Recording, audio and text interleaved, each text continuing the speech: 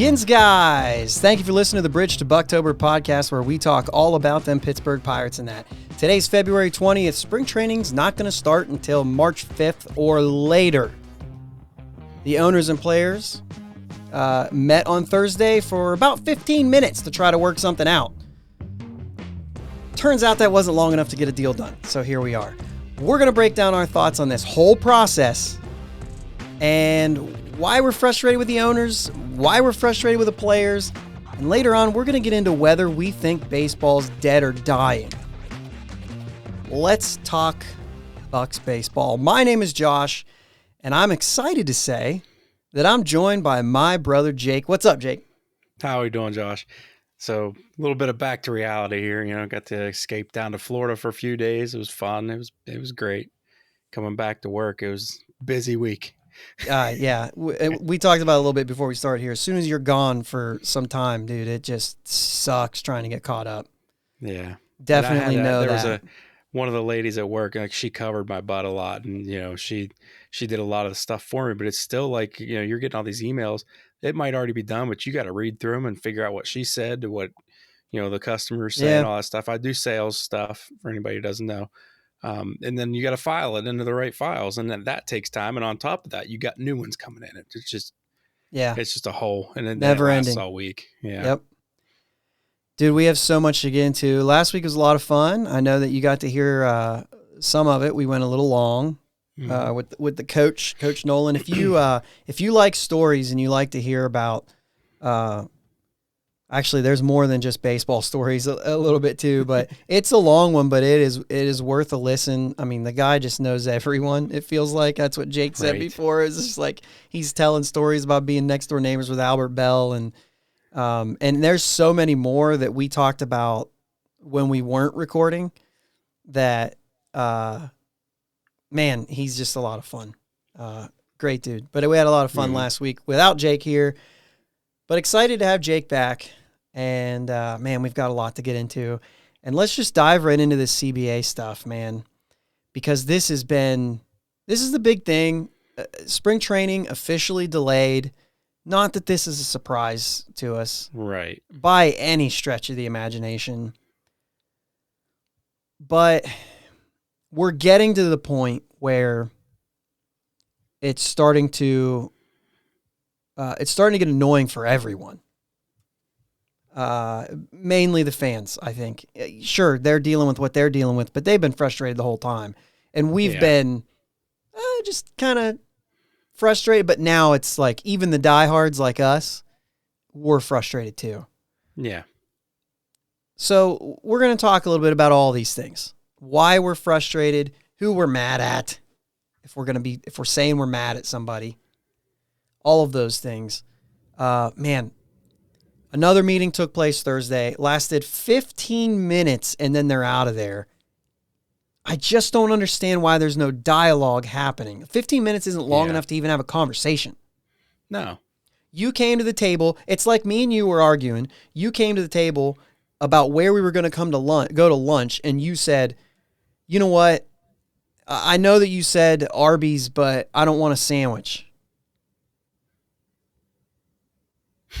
Is that it? Yeah, I don't want a sandwich. And then I was like, all right, whatever. And it's like, what? There's all of these things that you need to talk about. You came back with one. I mean, it was probably more than one thing, but basically you came. Sure. Yeah. And I'm saying, yeah, but you didn't address what part of town we were going to. You didn't address what day we were going there. You didn't address all these other things that I asked you about. The only thing you said is, I don't want a sandwich. So you're not being helpful. Let's talk about all of them. Let's find out the ones that we agree with. 15 minutes. Yeah, it just says that's for lack of a better word, that's asinine. Dude, we are. They're supposed to meet every single day this week, so we'll see how that goes. But at this point, it's the fans' reaction to all this that I'm the most interested in, and we've addressed this before on the pod. Sometimes the truth doesn't matter as much as what the fans think, even if they're wrong. Yeah. You need to address what they think and what they're saying. Mm-hmm. Because we, as fans, We don't know what's going on in that room. Yeah, no clue. So of our little information, we're saying all these things that we're saying, and you have you have to know what we're saying. You've got to be able to read that and say, hey, these are the concerns of the fans, and we need to be considering those concerns as well. But we're going to get into a lot of this because I know that, we've been, anytime that you say, hey, I'm going to talk into a microphone and let other people listen to it, you're going to be criticized in one way or another. We talk about baseball and we get called old school. We talk about CBA and we get called new school. So you can't, you know what I mean? Like, this is just the way things go. Oh, you're a player's guy, and you know what I mean? So you just, that's the new generation. And I'm like, we're typically pretty old school about things. Yeah. We're typically, you know what I mean? And I want to say, like, dude, I'm not young. Now, I'm certainly not over 50, but you know what I'm saying? Like, I'm getting close to 40. And so, like, I'm not old, but I'm not young. Of course, 50's not old either, but you're welcome to everybody who is 50, by the way. I didn't even walk into that. I just wanted to throw that in there for all you guys who are 50. You're still not old.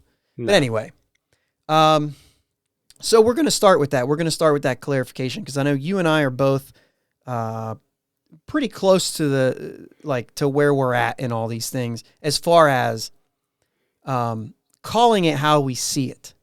Yeah.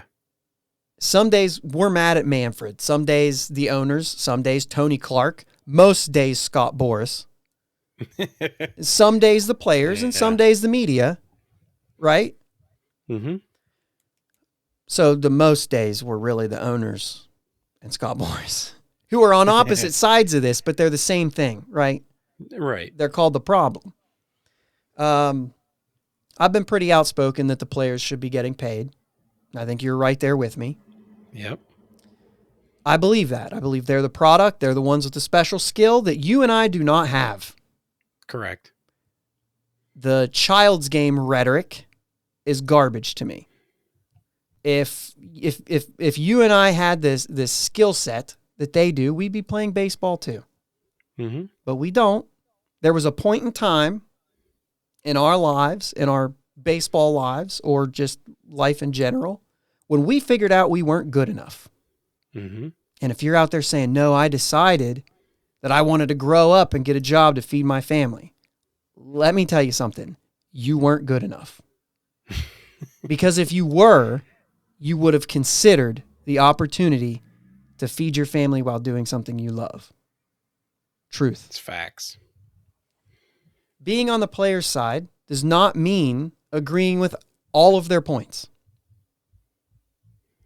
Max Scherzer, interchangeably with Scott Boras.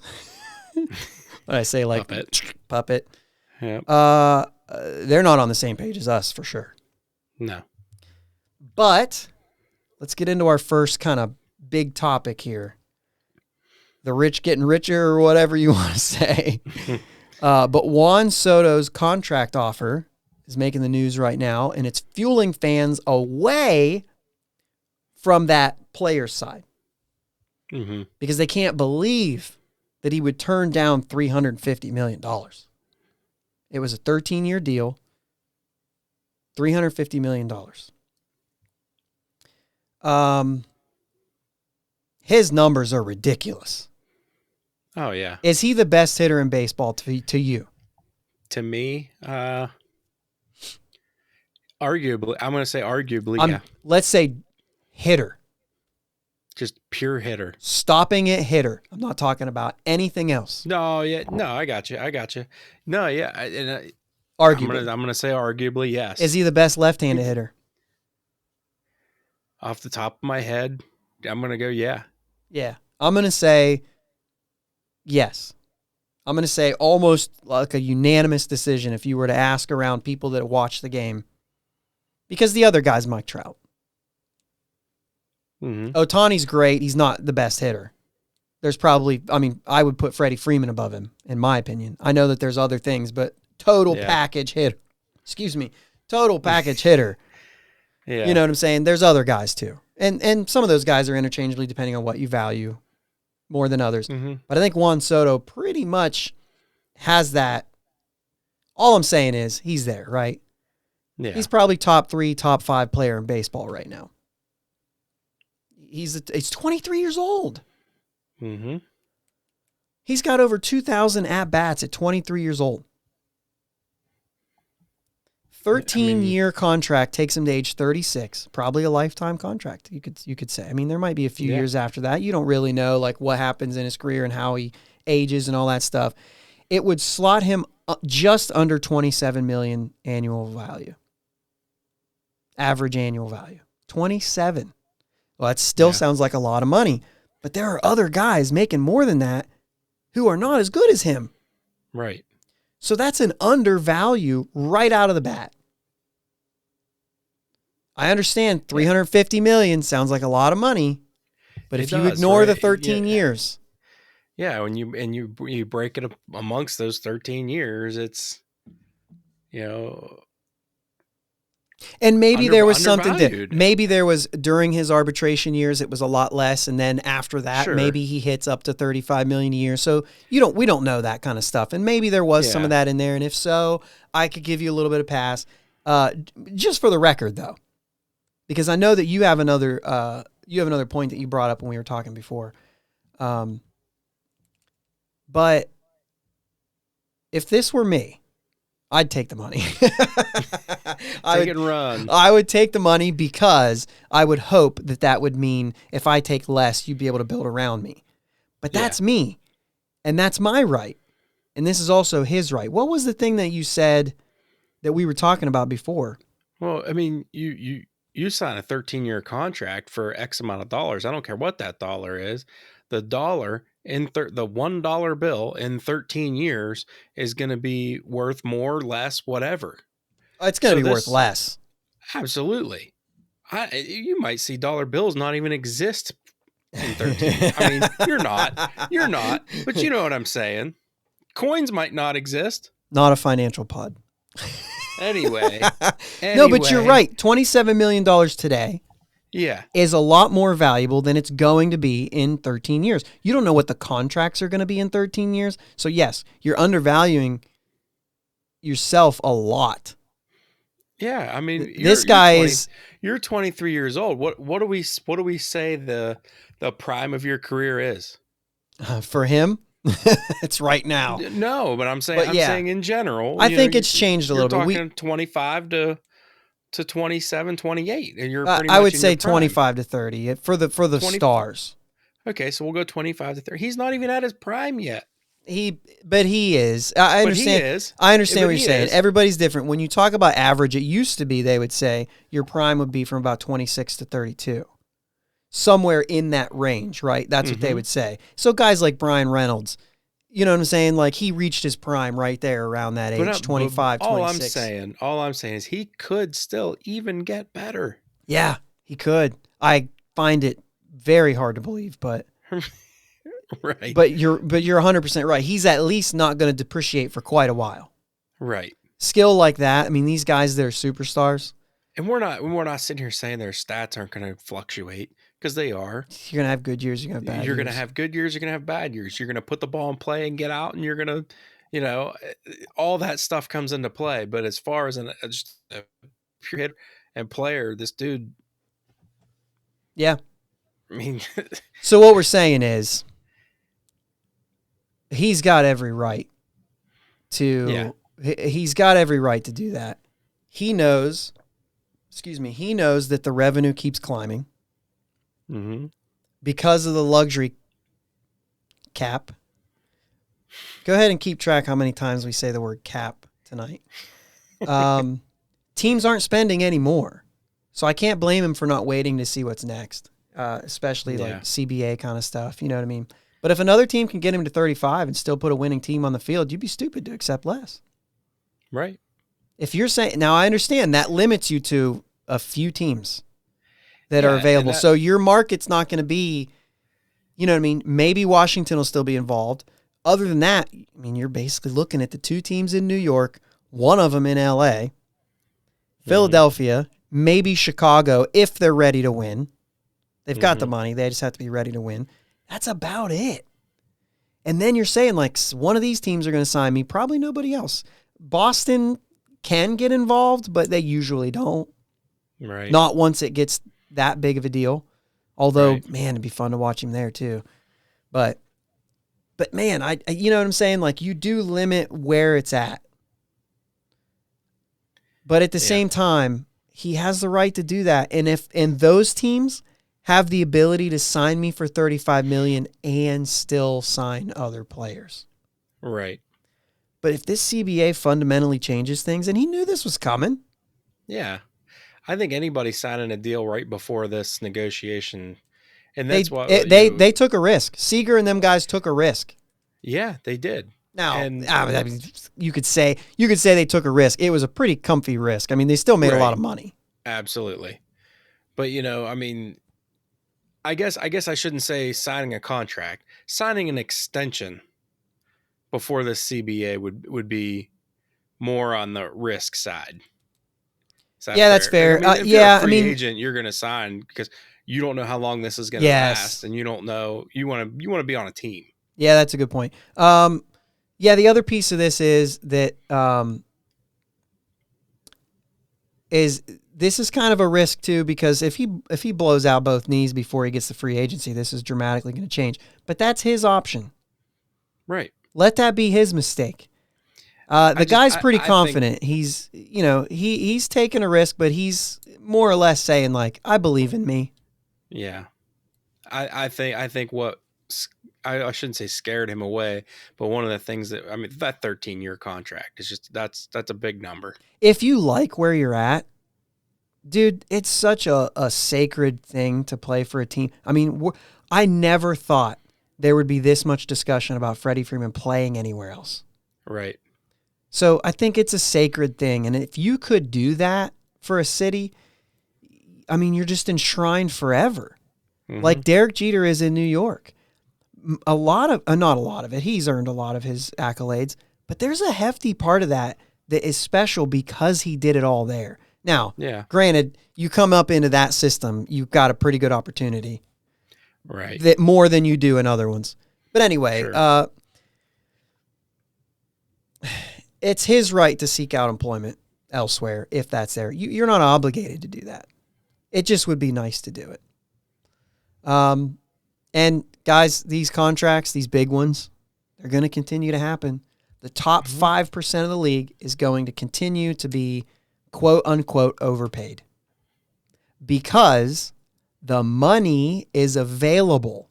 And that's how you lock up a guy like that. You have to overpay in order to win, whether that's before he gets the free agency or at free agency. You will pay more to get a guy as soon as somebody else is willing to pay more. You will overpay, overvalue, but the difference is you got him instead of that guy. Right. So yes, I do believe there is overpaying happening, but it's for market, and that's the point. That's the point. But let's go ahead and get back to the main point, if you don't mind, unless you had something. Oh, yeah, you're good. Okay. The problem with the narrative of Boras and Scherzer, or you could just say Boras, right?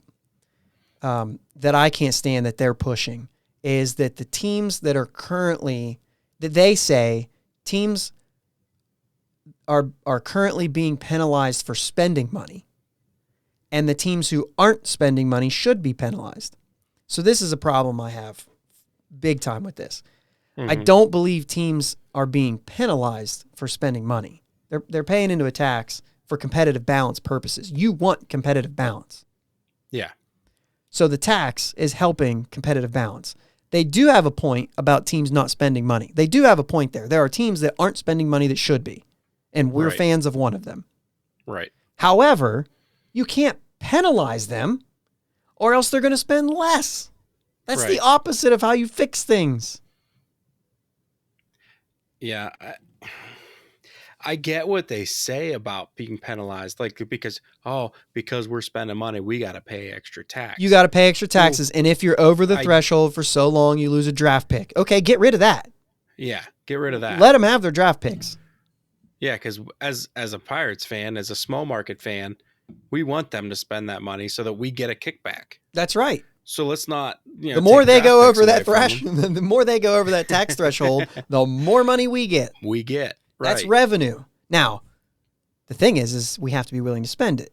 The thing isn't, don't penalize those teams. You can't take draft picks and take money away from those teams. Instead, put more restrictions on what they can spend it on. I've said that before. I'm not going to go down that. We've said this 100 times, and but until they're talking about it, it doesn't matter. Right. You're right. Who are we going to get to, Yeah.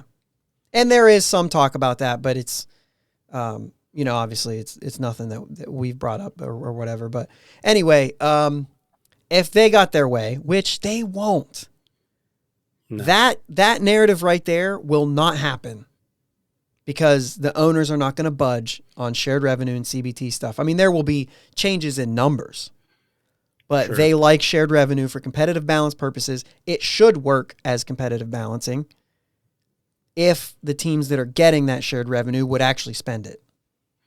But anyway, the lower revenue teams would have less money coming in if they got their way.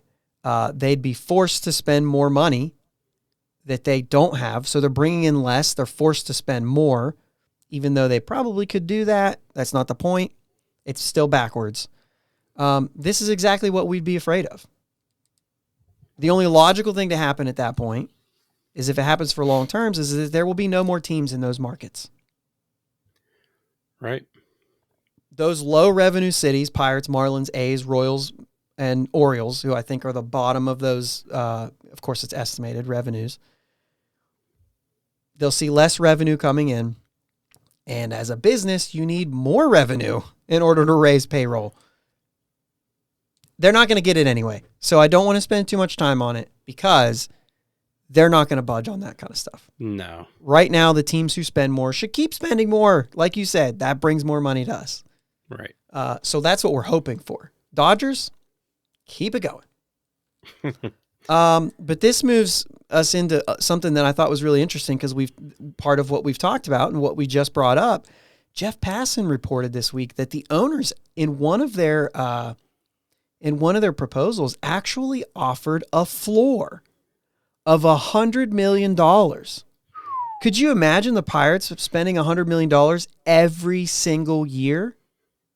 That's where they were when they were in the playoffs. Now money's changed. It's, $100 million then. I mean, that's not that long ago.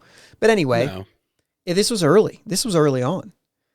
But what they did was they paired the $100 million floor with a $180 million CBT threshold cap in which overages would have subsidized lower revenue teams. So the idea is that in order to do a $100 million floor, they had to lower that threshold so that more taxes would be paid by the teams over it to actually fund the small market teams to get to $100 million. Right. So obviously the players said that trade-off is not worth it. They're trying to get that tax threshold to $250 million. And if the league is saying, like, listen, this is competitive balance. This is what we want. So let's essentially, that's like an $80 million difference. And that's a very tight, that's a salary cap. Yeah. It's a soft one, but it's essentially what it is. And the players are like, we just can't do it. This point needs to be brought up again. Change the numbers. Right. Bump it up to they're at 210 last year. Is that what we said? Yeah. 210 last year, bump it up to 215, and it's going to keep growing. Change the floor to $80 million. Mm-hmm. Because the only reason I say to lower it is because if you think that you needed it to be 180 in order to fund 100, then raise that, lower that. I'd still love 80 million. Yeah. To be a floor. We're still only half of that. Right. Double our payroll in Pittsburgh. We were like 40, 30 maybe. I don't know. Jeez, somewhere around there. Double it. That would be awesome. Absolutely. The players turned it down because they didn't think it was worth it, like I said. They want the threshold. I think they started at like 250 or 260. I think right now they're at like 245 in their things. But there has to be a way to continue down this path. And whether you want to admit it or not, and we said we were going to say this word a lot, and this is where we bring it up. Luxury tax threshold is a cap. And I know that we say it's not. It's a soft one, but it's a cap. Yeah, and I know that we say it's not, but teams treat it that way. As soon as you have teams saying, we want to be under that, that's it. It's cap. And that's as intended. The owners knew what they were doing when they put this in place. Yeah. Because when competitive balance was put in place, it was a two-part solution for the owners. First part is, and we just watched it happen, and some of us knew, and I don't think I was not paying attention to that stuff, but owners will try their best to be under the cap, under the threshold, and use that as a crutch or a reason not to spend more money. Because if they're under the cap, they get a piece of the pie from the teams who go over. Or they risk losing a draft pick, which they say, like, I'm not losing a draft pick, I'm under this year. So you're telling me that we're not as good this year because you don't want to lose a draft pick. We could have pushed and got another player and gone over and just paid a tax in order to win a ring, but instead you wanted to stay under just to keep a draft pick? No, that doesn't make sense until you look at revenue versus spending. Now it makes sense. You got a reason to spend less. That's what they wanted the whole time. Revenue was increasing, players' salaries were going down. That's what they wanted. Now revenue's we're going to get into that later. Just in a little bit. Yeah. Because we want to stay with this. Scherzer even admitted, this was a recent thing in an interview, he admitted teams are no longer willing to pay for what you've done in the past contracts. You remember the Albert Pujols deal. He got paid for what he did in St. Louis. And they said, they're like, we're sure he's going to give us this for like 3 years, which he was pretty good for 3 years. And then the rest of the contract, he was okay. And then he was bad. And then the idea is like, oh, there's a lot of regret there. Well, the only reason there's regret there is because they didn't win. Had they won one World Series, I guarantee you Angels owners would have said that was worth it. Yep. If he was a big part of it. And obviously, but the thing is this is true.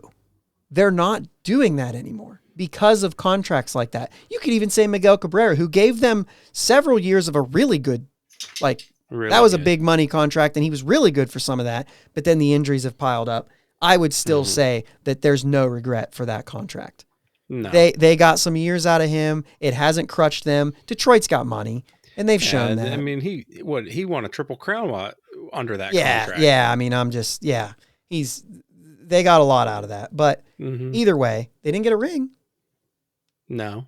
So anyway, it's probably fair.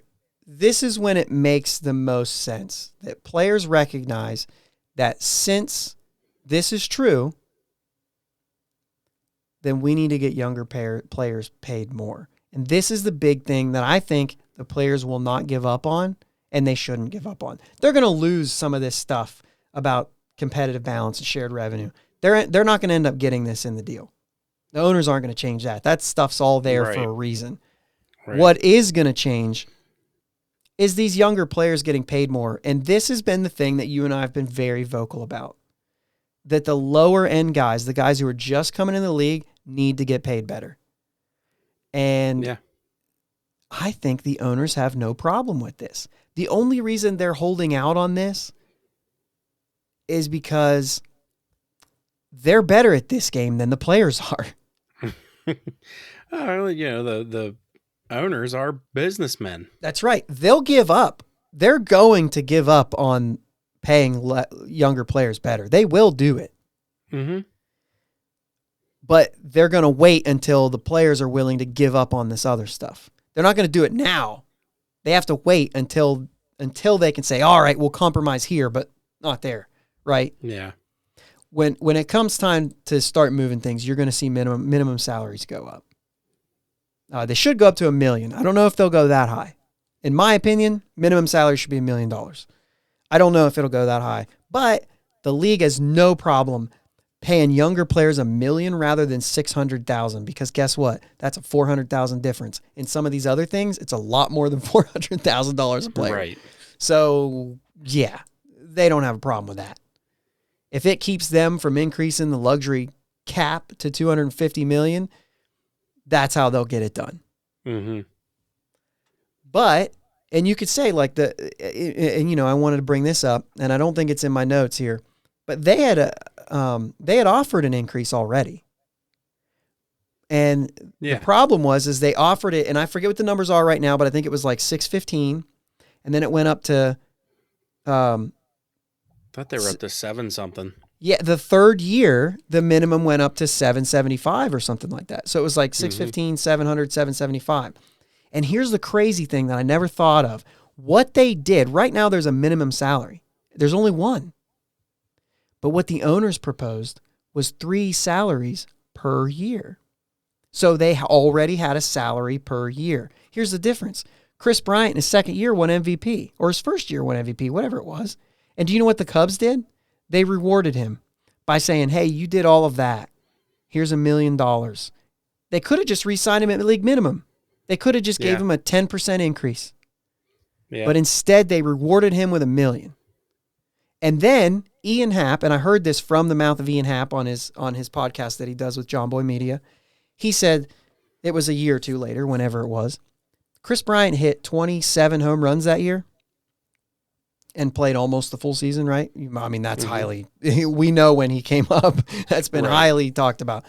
Right. Ian Happ only had like 350 at-bats and hit 24 home runs the year he came up, right? And they didn't let him play in the postseason. And the next year, they gave him whatever the regular increase that they normally give is. And he said, hold on a second. You gave Chris Bryant $1 million after he hit 27 home runs. I hit 24 and 25% less at bats than he had. You can do better than this. And he was able to take that to the table. Now, he didn't get $1 million out of it, I don't think, but he got more. Yeah. Because there's only one minimum. And every team can handle that. I think the Pirates have something that they do. Every player gets the same increase for year 1, 2, and 3. Year 2 and 3. Right? They get the same increase. And they have a certain percentage that they give them. No matter how good you do, you get this increase. Just like a cost of living increase or something like that, right? Sure. And I've heard that, and I don't even know if that's how it's done now. That was a thing from years ago. I think probably under Huntington I had heard that. And so that was, every team can handle that however they want. Mm-hmm. With this new thing that they proposed, there was 3 contract numbers for year 1, year 2, year 3. And that's why the players didn't like it. Because what that did was that didn't only set a minimum, that set a maximum. Yeah. You knew what you were making. You threw away the opportunity to earn a little bit more if you did really well. Right. So what the players are looking for is 1 league minimum. Let the teams figure out how they're going to pay that out. So that's why, when MLB comes out and says, "Oh, we showed that we were willing to do it." Yeah, but you did it wrong. And that shone some light on that situation, because I was like, sure. I was like, yeah, it's not as high as they want. Maybe that's it, but no, it was more than that. It was the way that they did it. They're just looking at ways to spend less, dude. And they're looking at ways to make it so that they can blame it on something else. Yeah. By the way, do we need to say it again? We need them to go over that cap. Right. So let's keep that cap down a little bit. All right. Now, while we're on the topic of the tax threshold, my notes say here we've already talked about the draft pick. So yeah, we know that. Look at the Yankees every 3 years. They're going to be down under it. They're going to do their best to be down under it. So anyway, this gets us into the kind of big thing that I think drives us for the rest of this topic, and then we'll get into the rest of it. But I want the players to be paid more because the sport is making more. Mm-hmm. We know that we've talked about that. The cap's put in place so that they don't go too far over it or try to stay under it. Revenue's gone up by 4 times what it was in 2001. I'm all about balance. I don't know what the major league career average is. They used to say 6 years. I don't think it's even that much anymore. Oh, you know what? By the way, real quick, speaking of I'm like pointing this pen this whole episode. I've never held a pen during the episode, and now I'm using it as a pointer. But no, the third thing that they said, or the second or third, whatever thing that they said about those 3 years, about it being 615, 700, 775, is that they believed that owners would then say, if you're in your third year and maybe you're a backup, and I have to pay you 775, no thanks. I'll cut you and pay another first year player to do the same thing. Now all of a sudden you're losing your job in year 3 because they can save money. So here's what I thought because I had read something about that too. I took it as year 1, 2, 3 of the CBT or CBA, whichever way you want to go with it. Yes, I think that's how I read it too. But like not the player's first year, second year, third year salary, but the first year, second year, third year of the. That's what I thought too, and that wasn't the case. They were talking about service years.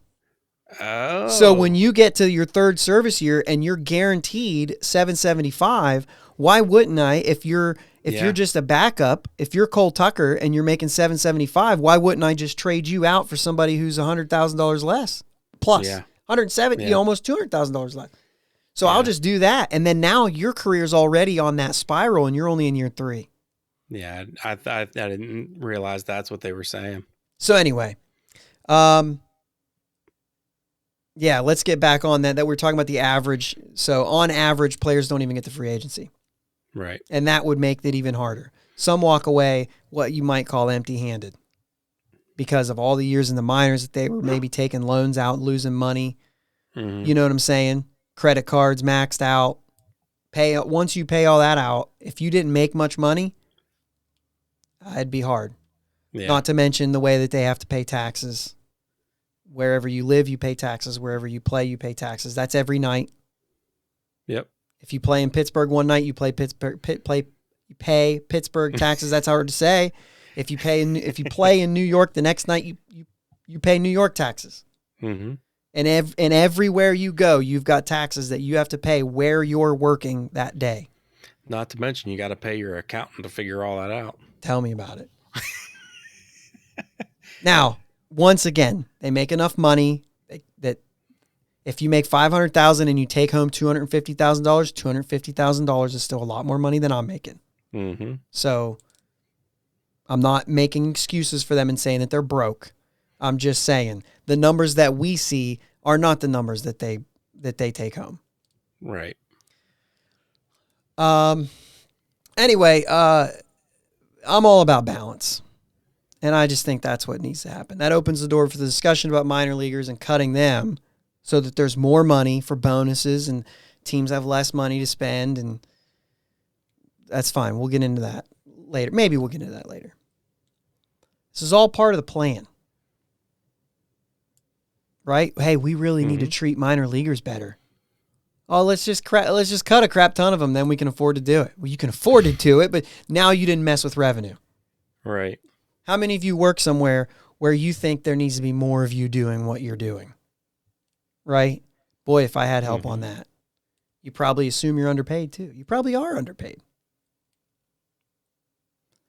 I know that, I've worked at places where I felt like they didn't pay good enough. And then, I know where I'm at now. They're doing a lot to make sure that they pay people good enough. But when somebody leaves, that doesn't mean they're going to rehire. Right. Maybe we just won't replace that guy. We got enough, right? We're paying you well. And that happens everywhere. I'm not blaming my job for that. You know what I mean? No. Like I love where I work and I love the people that I work for, especially the people I work for. I have great people around me. Mm-hmm. But anyway, agree or disagree with less minor leaguers. Like I said, I'm not going to go into whether I agree with this or not right now. I haven't even really I don't think I've developed my opinion on this quite yet. I have my concerns, but I haven't looked all the way into it yet. But this is a strategy. It has more to do with money. And money's what the owners work for. Not wins. Not wins. It's never been about wins. It's always been about gains. Right? Let's talk about tanking while we're on the topic of wins and gains and all that. Because we look at tanking, we're saying, oh, this stinks, they're tanking. Okay, first off, we've made it very clear. Players, coaches, the people on the fields, the people playing the game, no such thing as tanking. If so, that's awful, and they need to be suspended. Front offices, however, they're doing a strategy that you call tanking. They don't call it tanking. They call it a strategy. Proofs in the numbers. I feel like I have the product right now is not good enough. The one that I have right now, I looked at my roster. I don't think we're going to win a ring. I don't think we can bring home a world championship. It's better to retool or rebuild for the future and build a team that can bring a ring. People might stop coming to the games, but meanwhile, I've lowered expenses by $100. Revenues drop by $10. And that's just an example. If you lowered revenue by $50 million, your revenue is going to drop by like $1 million. Yeah. Not very much, basically. In $1 billion industry, your revenue barely dips. I can do that for a couple of years, right? Products improving. As soon as I feel like they're better, bump the spending back up. And all the revenue that we lost is now 1.5 times it was before we started this whole thing. Mm-hmm. Especially because money's different now. We're 3-4 years away. Just like the Pirates did. They spent $100 million postseason runs. But once everything went back, right, it's better to lose it to 90 instead of 100. Spend even less so that your revenue stays, so that your profit stays the same. It's more about money than it is winning. Especially when they know the money continues to come in. Right. It's about gains. But the opinions that you and I have, and I'm not going to let you speak on them, because the opinions that you and I have about cutting minor league teams and tanking, we're going to leave out of this. We're only going to talk about the truth of it, right? Mm-hmm. And what I just said is truth. That is exactly how it works. Because wins to the owners means revenue, not 60 or 61, right? We won 61 games. Right. 61 doesn't matter to Nutting. He wants to know what the revenue was. Because he's a businessman, and that's where he wins, right? Mm-hmm. There are some owners that care about baseball. I'm not saying that. But ultimately, his job is to increase revenue. Right. Owners want more postseason teams. Let's go into that. They don't want to mess with competitive balance tax.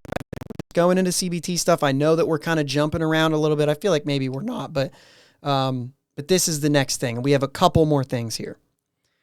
I don't think, I've already said this, I don't think CBT and shared revenue will be fundamentally changed. Threshold will change, doubt by much, but the idea is that the teams are supposed to go over the threshold to keep spending the revenue. The idea is, from the owners, teams are supposed to go over to help pay for other teams, to help shared revenue for the teams that make less revenue to still be able to compete. Yeah, sorry. I know you were dealing with the dog there. But anyway, the more teams that go over, the more the league gets from those teams that are bringing in revenue. So the owner's goal, number one goal, lower expenses / payroll without impacting revenue. So far, they're winning here. And the players are mad about it. That's where we're at. All right. It's not my preference to tell any of our listeners, Jake, who they should side with. That's not what I want to do here. That's not my goal. I don't want to tell you guys that you should be a player guy. I don't want to tell you should be an owner guy. I don't want to tell you, I'm just speaking where I'm at. Right? And I'm not on either side. You could say I'm on the player side because I do side with more of the things that they say. But I take each point and most of the time I'm leaning towards the player. But here's the thing. We have it easy. If we disagree with our employee on how they do things, I have the ability to look around other companies, choose to work elsewhere. Players don't have that luxury. I might take less money, but either way, I have the option to do whatever. Yeah, there are some companies you sign a contract for to work for, X amount of years, but I understand that happens. But the idea is the players don't have that option. They can't just go to another league. If they do, they'll for sure make less money. They'll likely have to move even further away from their families and struggle to learn a new language in order to play for a different league. That's very true. You know what I mean? And you could say they could create their own league, but dude, MLB already has the market. You're not going to create an independent league that's going to take over. It would take years and years to develop, would be a huge risk. And even if it did happen, as soon as it was profitable, front offices would start looking at revenue the same way it's being looked at right now. Yeah. As soon as a generation of believers in the new league move on, the ones who would be in place would start, quote unquote, making better choices to grow the game or increase revenue. Right. So we're right back there. This is why a new league would never work either. It's fun to dream about. Not going to happen. Way too many sacrifices when players could just ultimately say, let's just keep things the way they're going and the top 5% will keep making $300 million. The Yankees are the most profitable. Let's talk about this for a second. This is the last thing we'll say before we move on. I know that we're already at like 45 minutes or something like that. Cable contracts and streaming. There's been a lot of talks about cable dying and things like that and the impact that has on the game. And this really plays right into our last topic here. But the Yankees are the most profitable team in baseball. They bring in the most revenue, maybe as much as like their payroll over the next team, right? Mm-hmm. Probably a good 200 million more. Now it's a ballpark figure, but it's possible they're making about 200 million more in revenue than the next team, whether it be the Dodgers, the Red Sox, or the Cubs, who are also those teams that are really high revenue teams. Mm-hmm. And Yes Network started showing games to fans who are local to New York, in-market fans, for Amazon Prime subscribers. You have Amazon Prime membership, you can stream in-market Yankees games right there.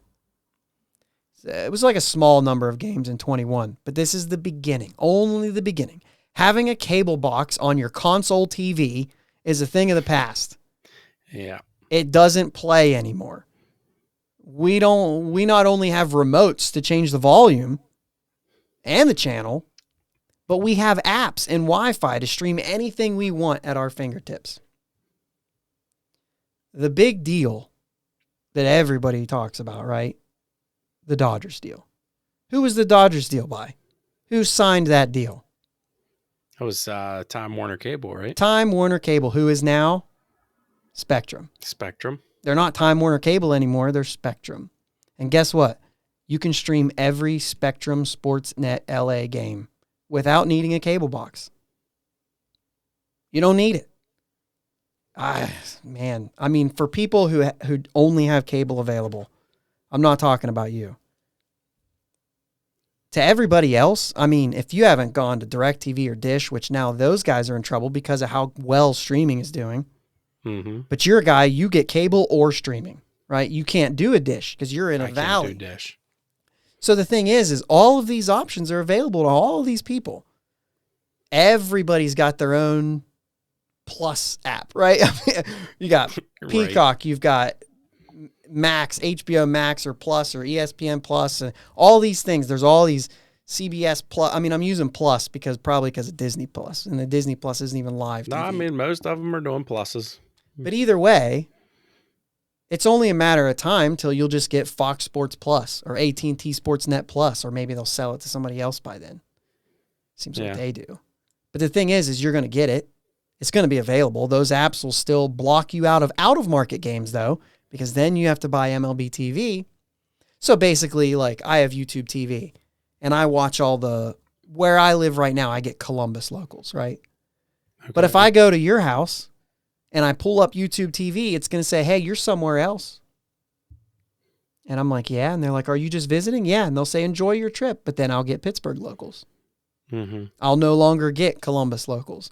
When we were in Orlando earlier this year, I got Orlando local TV. Whatever channels they get in Orlando on YouTube TV are the channels that were available to me. So that means I found out the hard way. Yeah. So if I'm watching, if there's a regional sports net on there, which currently I don't believe there is because Bally Sports has taken themselves out of everything right now, probably while they're trying to develop Bally Plus. But either way, I would be watching the Marlins or whoever's in Orlando. I would imagine it'd be the Marlins. Maybe the Marlins and the Rays. Either way, I'd be watching their local. I wouldn't have access to watch Pittsburgh and Cleveland and Cincinnati. You know what I mean? As if Pittsburgh had a deal worked out, which they haven't yet. But the thing is it's all going that way. So you get the AT&T Sportsnet app, or maybe it's Root Sports by who knows who ends up.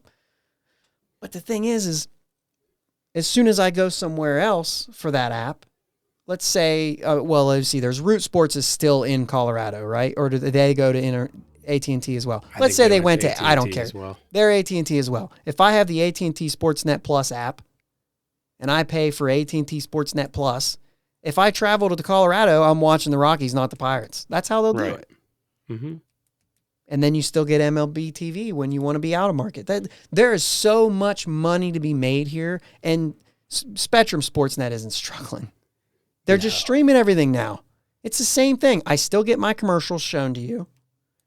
All the in-market stuff is still handled by that regional sports network, just the same as it was if you had a cable box on your console TV.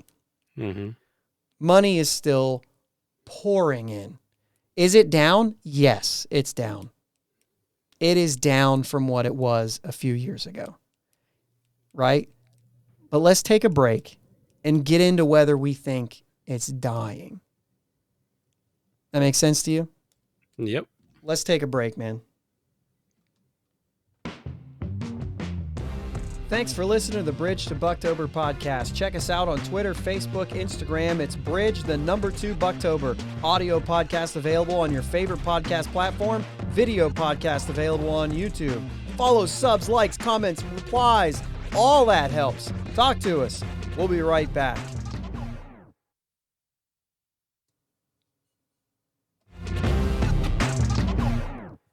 All right, we're back from the break here, and let's go ahead and get into this. While we're getting into all this stuff, the question I have for you is baseball dead or dying? Short answer. No. Okay. Is there something you would call it? I mean, like, we're not oblivious to the fact that it's not as important as it used to be. Right. So, I mean, maybe a slow decline. There's a decline. But it's not. I don't like the term dying. Okay, so what's the difference between Major League Baseball dead or dying versus baseball dead or dying? Like, what do we see as the difference between the industry, MLB, versus the sport of baseball? My first, can't think of the word I'm looking for right now, but my first thought is MLB is this entertainment industry. Baseball is a sport. But what's the difference in is there a case for one or the other, or do they go in step? I mean, for sure there's a case for one or the other, because MLB being this entertainment industry, which is driven by, it's a business, it's driven by money. Baseball as a sport is driven by, are there people playing or not? Yeah, and there's been a lot of people to say, like, sure, there's a bunch of kids out playing, and you know what I mean, people are still playing baseball all the time. They're just not watching Major League Baseball. So there's this idea that, like, sure, I love baseball, but I'm not paying attention to the league, whether it's too many games, whether it's pace of play, whether it's the fact that I just don't know of anybody because they're not marketed well or whatever. But we say MLB, so let's just focus MLB for a second. They're not dead or dying because they're still making a ton of money. Oh, yeah. No matter what anybody wants to tell you, they're still making a ton of money. They're making less money than they were in 2019. Yeah. But every year up to 2019, that revenue increased greatly. Mm-hmm. Never went down until 2020. So yes, did it take a step back because of the things that happened in 2020 and the lockout now? Yeah, I believe so. I think that it'll dip a little bit. They're so far from being broke. Oh. It's not even close. Far. It's not even close. Yeah. So much money. You're talking about Yankees, the numbers that they're looking at on 2019, that their revenue versus their payroll in 2005 or something was like $100 million apart from each other or something like that. Yeah. Might have even been less than that. And then in 2019, it was like $400 million separating the two. The payroll never went up and revenue went up by $400 million. And it's like, come on, man. Yeah. And that's just 2019. You had that much headroom. And you're talking about a profit of like $300 million every year after the players are paid, after all the things are paid.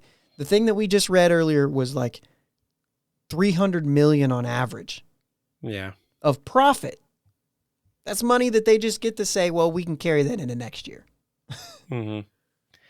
Yeah, and I think a little bit of it from our aspect, and it seems like it because so many Pirate fans are frustrated. So many people that I talk to, they're like, I'm done with baseball. I just can't. But I have never lived in any other area to really know. Yeah. Like you got to think concept. In New York, they're just talking about it all the time. Yeah. You know what I mean? I mean, they're not talking about the Jets or the Giants. Well, they're probably still talking about that too, but it's just the idea that, you know what I mean? I mean, obviously NFL is number one dog now. It is. And it has been for, a little while, probably since the steroids and that, but I don't really know the facts on that, but that's not what we're talking about.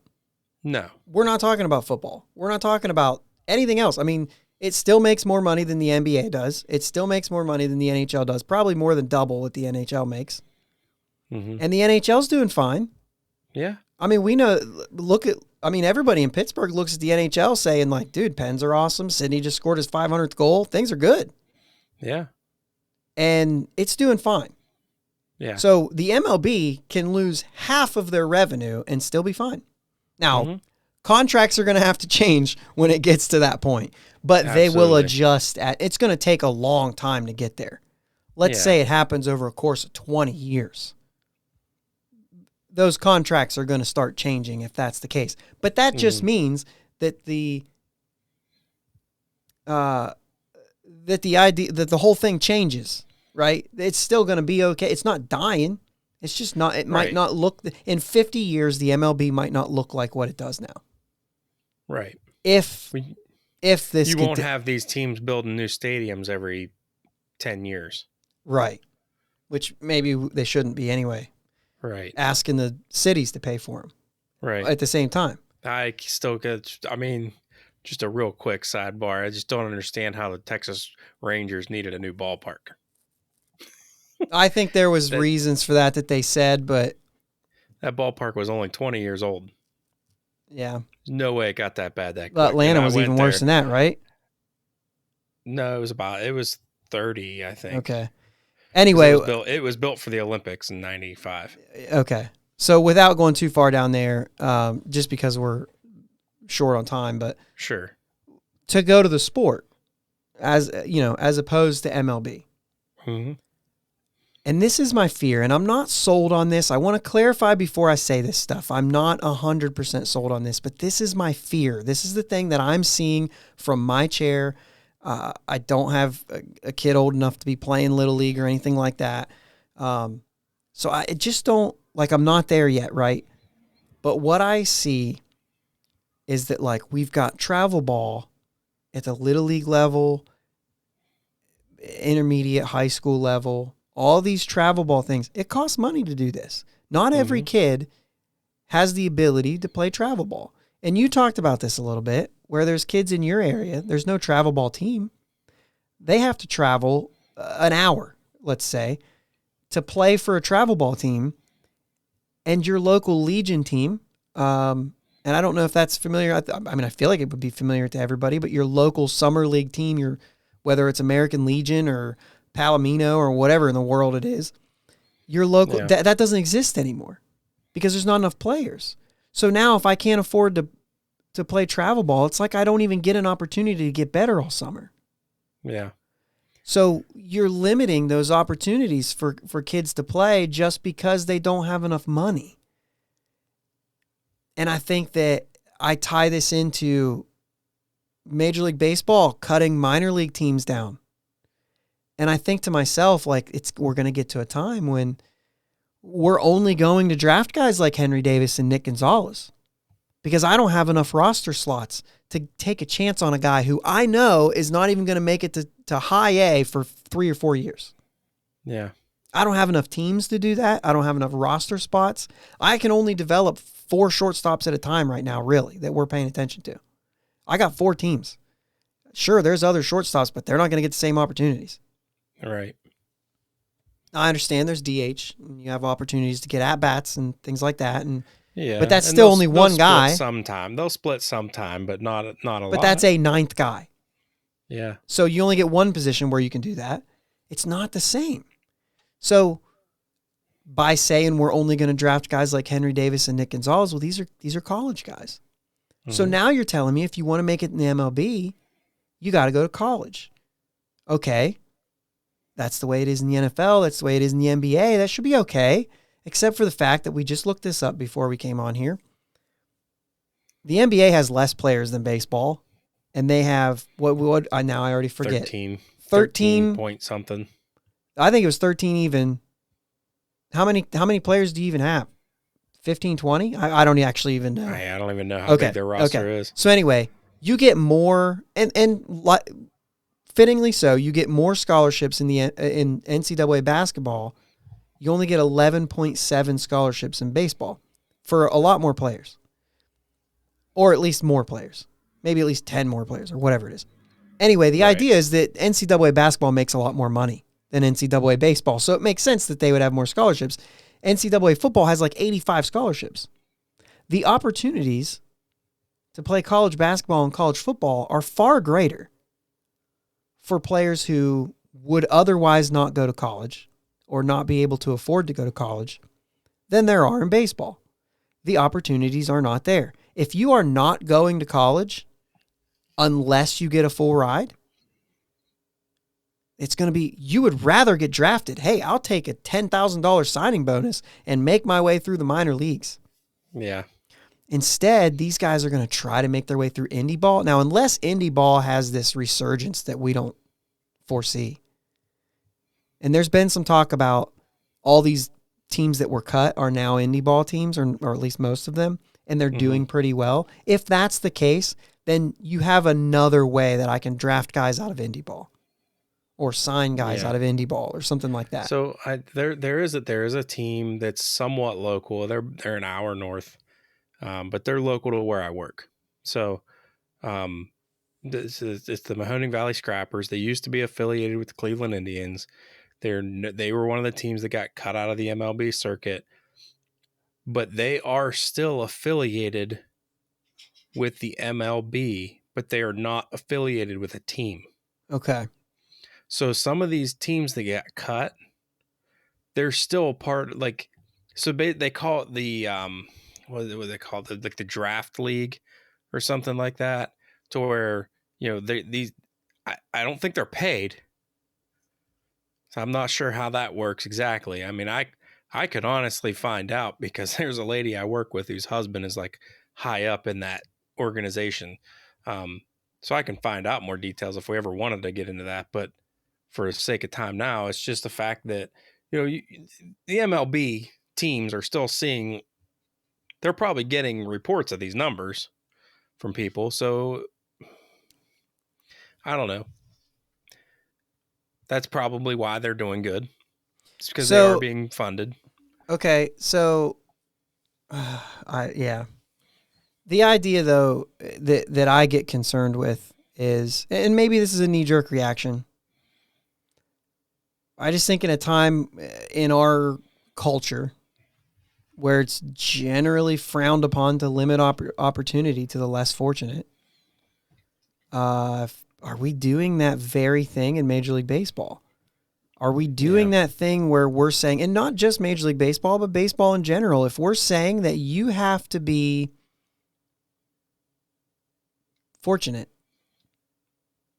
enough to play the game, that if you don't have money, you're going to go play basketball or football, dude, or at least try your hand at it. Because and I get that concern, and sure, that's a concern. They do have a lot of funding. I'm not going to say available, but they do a lot of fundraising. They'll help you get funding to be able to play, but it's just not the same. Like, no, okay, if you're, so I'm talking about the guys who are saying, if you're talking about college, I'm talking about like the travel ball scene. All right. Like there's travel teams in it, and most of it's a little league, the little, because there is a travel team. Well, like McCutcheon said, he had his parents couldn't afford it, but somebody else foot the bill. Sure. And they do, like, they'll sell stuff. They'll sell candy. They'll sell, they'll do that to help. They can't do raise that money for for the kids. But you can't do that for everybody. Yeah. It's just, it takes a lot of money to run those teams, and it takes a lot of money to play in the tournaments that they go play in. Yeah. So maybe, I just wonder. The other thing is, does that affect the Pirates with Major League options? Are the numbers of low round draft picks from high school, are the numbers so low that they ever make it? You know what I mean? That we can just cut them out and say those guys shouldn't have been here anyway. You know what I mean? And I just don't know if that's. I mean, there's too many stories of that.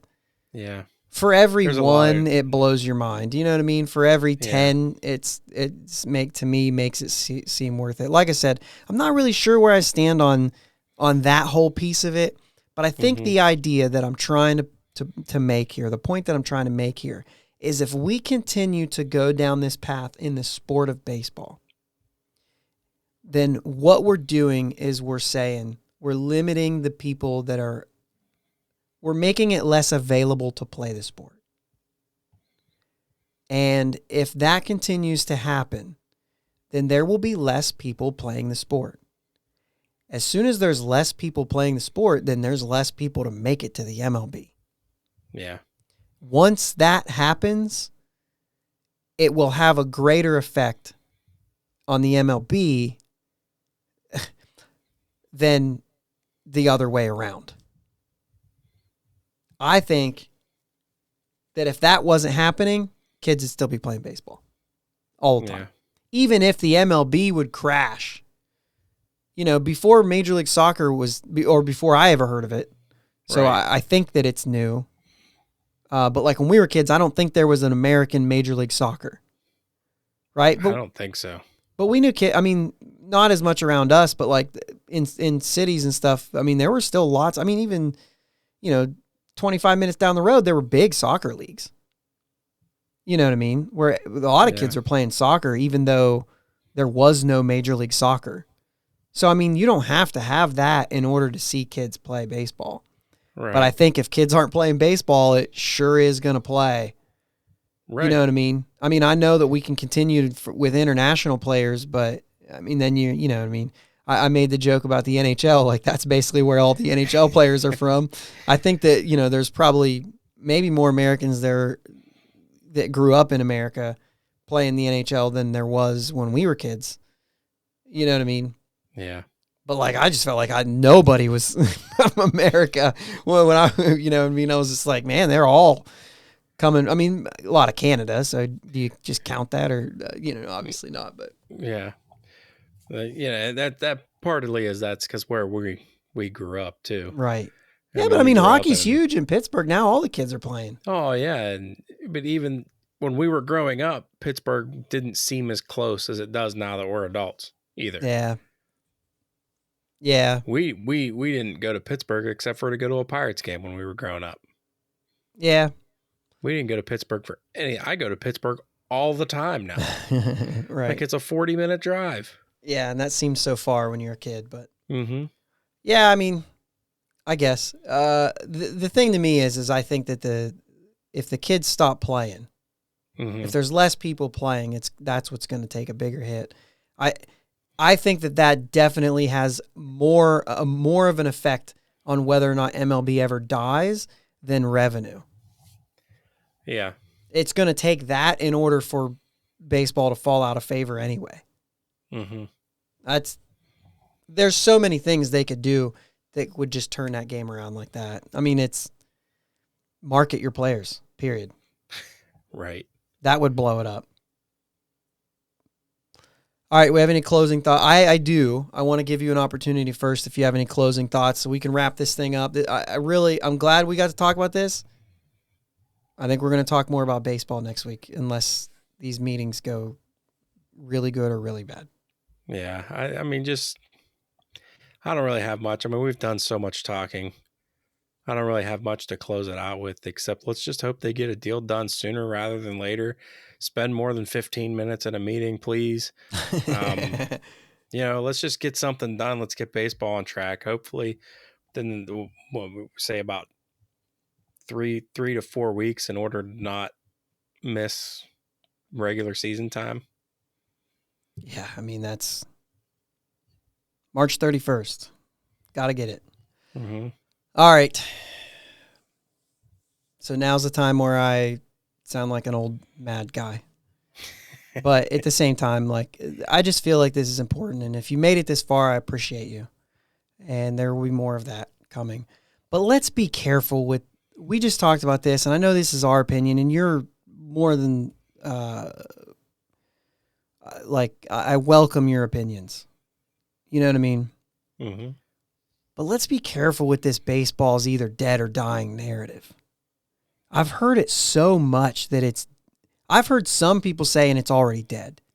And I'm just like, what are you looking at?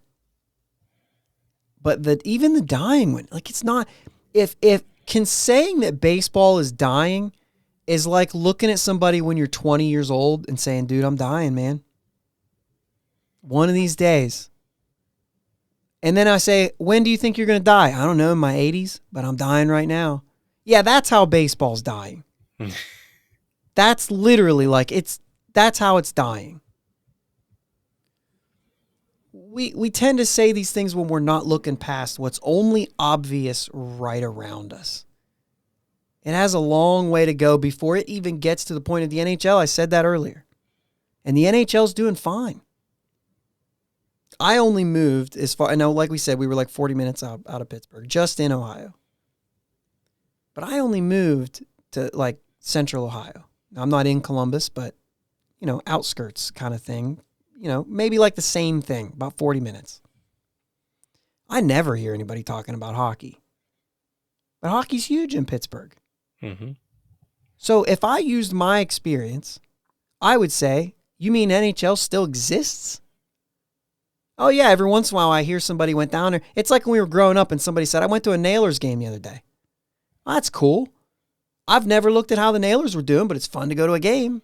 What are they called now? They were called the Thunderbirds for a while. Are the Nailers still there? It's still the Nailers, yep. There you go. That's awesome. Anyway, we used to love going to Nailers games.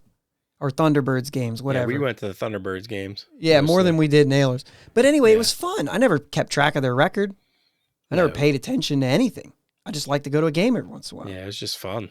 That's the way it feels for me with Columbus. Now, of course, Columbus Blue Jackets aren't as good as the Pens, I don't think. But that's the way we don't talk about it. You know what I mean? Yeah. If I use that as my example, I'd say the NHL's dead. It's the ECHL or whatever it's called now. But that's not the truth because other places, like we just said earlier, New York, they probably talk about it all the time. Mm-hmm. Because I love baseball, I have a hard time sitting around hearing this narrative that only does more damage to the game. And it's not true. And the more you tell the people around you that baseball's dead, the more they'll believe it. We need Major League Baseball to succeed just for baseball to stay alive. I think being a part of the solution is better than being a part of the problem. Promote the game, don't kill it. The blood is on your hands by spreading the narrative. I know that sounds serious, And maybe it's not that serious. It's just a sport. But the point is still there. That the more you spread the narrative, the more damage you're doing to a game that maybe you like, maybe you're just out to kill it. You're spreading false narrative. And I just have a hard time with it. It bothers me. I love baseball. I love the Pirates. And quite frankly, we're killing it ourselves by saying that it's dying. You'd be better off to ignore baseball and let the rest of the baseball fans just enjoy it. If I ignore hockey or basketball, that doesn't mean it's not going to grow. Right. It's still growing. Both of those sports are still growing. They're doing well. They're still not making as much money as MLB, but they're still doing well.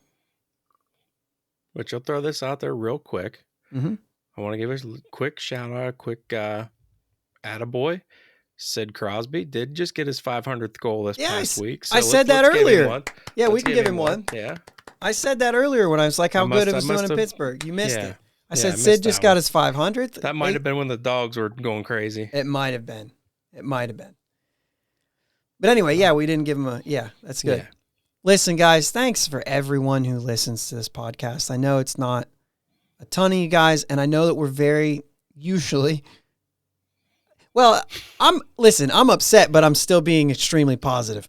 And we like to be positive, right? And we've said that a lot. We've been criticized for that a lot, which is fine. If I'm going to be criticized for something, I'd like it to be like, you're too nice. Oh, dang. Maybe I'll work on that. The thing is like, I really appreciate you guys listening. If you're not subscribed, whether it's podcast, whether it's YouTube, or any of that stuff, subscribe so you're notified when these new episodes are released. We will continue to bring a positive attitude and hope to Pittsburgh Pirates fans as much as we can. Even when the lockout's going bad, we're going to try. Okay. We appreciate you hanging out with us. Next week, our plan is to talk about baseball, not the lockout. Regardless, if this week goes catastrophically awful or wonderfully great, it may change, but our goal is to talk about what we should see when they do finally start playing baseball in 2022, just because we're tired of this. Yeah. And maybe we just pretend that baseball's happening on the 31st. But we appreciate you guys hanging out with us. I can't say it enough. And guys, I don't say this stuff to come down on anyone. I love baseball and I love the Pirates. And I just don't think it's dying, and I don't think that we need to believe that because it's not true. Let's go Bucks. Let's go Bucks. I should hit a little...